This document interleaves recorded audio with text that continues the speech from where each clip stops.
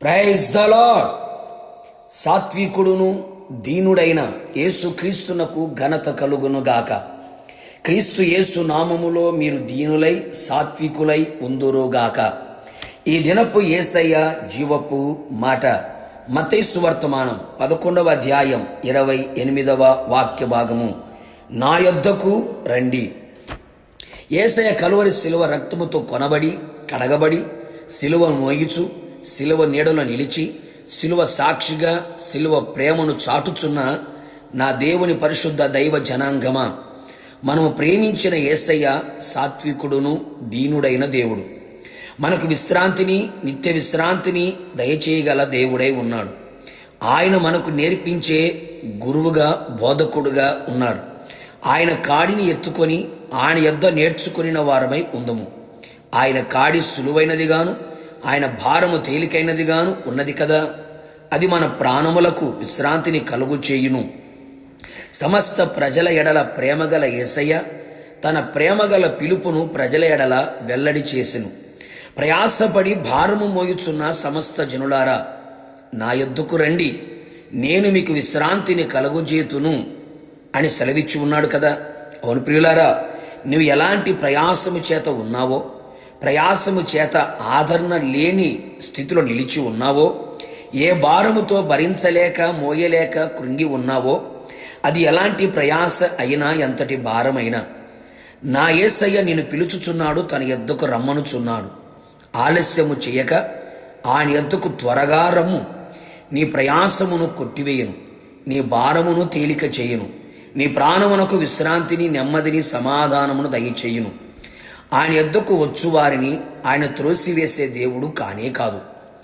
మీరు దేవుని యొద్దకు రండి, ఆయన మీ యొద్దకు వచ్చును.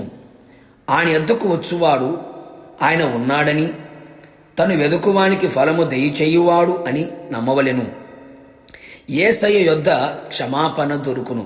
అవును ప్రియులారా, జనులు ఆయన యందు భయభక్తులు నిలుపునట్లు ఆయన క్షమించే దేవుడై ఉన్నాడు. క్షమించుటకు సిద్ధ మనస్సు గల దేవుడై ఉన్నాడు. క్షమించుటలో ఆయన అంతటి వాడు ఎవడునూ లేడు. నీ దోషములన్నిటినీ క్షమించే దేవుడు. ఆయన యొద్ద మాత్రమే మనకు క్షమాపణ దొరుకును. ఆయన యొద్ద కృప దొరుకును. అవును ప్రియులారా, ఉదయమున ఆయన కృపచేత తృప్తిపరచబడి మన బ్రతుకు దినములన్నీ ఉత్సహించి సంతోషించున్నట్లు, బలపరచబడి కాపాడబడినట్లు ఆయన మనకు కృపని అనుగ్రహించును. అంతేగాక ఆయన యొద్ద సంపూర్ణ విమోచన దొరుకును. నిజమే, మన అపరాధములకు, పాపములకు, లోపములకు, అతిక్రమములకు ఆయన కలువరి శిలువ రక్తము ద్వారా మనకు సంపూర్ణ విమోచన, విడుదల ఆయన కలుగు చేయును. మన భక్తిహీనతకు కూడా ఆయన విమోచన కలుగు చేయువాడు. మన విమోచకుడైన యేసయ్య బలవంతుడు, సజీవుడై ఉన్నాడు. అపవాది క్రియల నుండి, శత్రు క్రియల నుండి మనకు విమోచన కలుగు చేసే, విడుదల కలుగు చేసే దేవుడు. ఇంకను ఆయన యొద్ద ఐశ్వర్యమును, ఘనతయు, స్థిరమైన కలిమియు, నీతియు ఉన్నవి.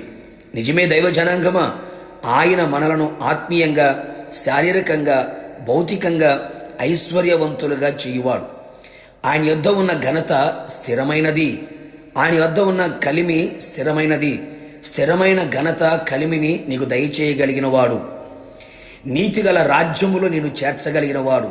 నిత్యము ఆయన యొద్దనే ఉంటూ ఆయన ఆలోచన చేత నడిపించబడుతూ ఆయన మహిమలో మనమందరము చేర్చబడుదుముగాక.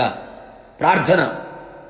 అత్యంత కృపగలిగిన నా ప్రియ పరలోకపు తండ్రి, నీ పరిశుద్ధమైన పాదములకి కృతజ్ఞతాస్తుతులు చెల్లించుచు ఉన్నాను. నా యొద్దకు రండి అని మీరు పిలుపునిచ్చారు. నీ ప్రజలమైన మేమంతా మీ యొద్దకు వచ్చుచున్నాం యేసయ్య.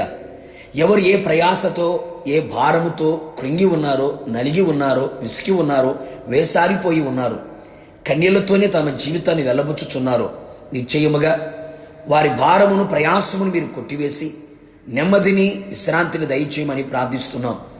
నీ యొద్ద క్షమాపణ దొరుకుతుంది, నీ యొద్ద కృప దొరుకుతుంది, నీ యొద్ద ఐశ్వర్యము కలిమి, స్థిరమైన నీతి కలుగుతుంది.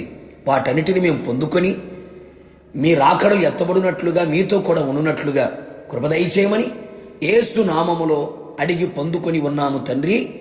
ఆమెన్. నిశ్చయముగా మీరుని మీ కుటుంబ సభ్యులందరూ ఆయన యొద్ద ఎల్లప్పుడూ ఉందురుగాక, మహిమలో చేర్చబడుదురుగాక. God bless you.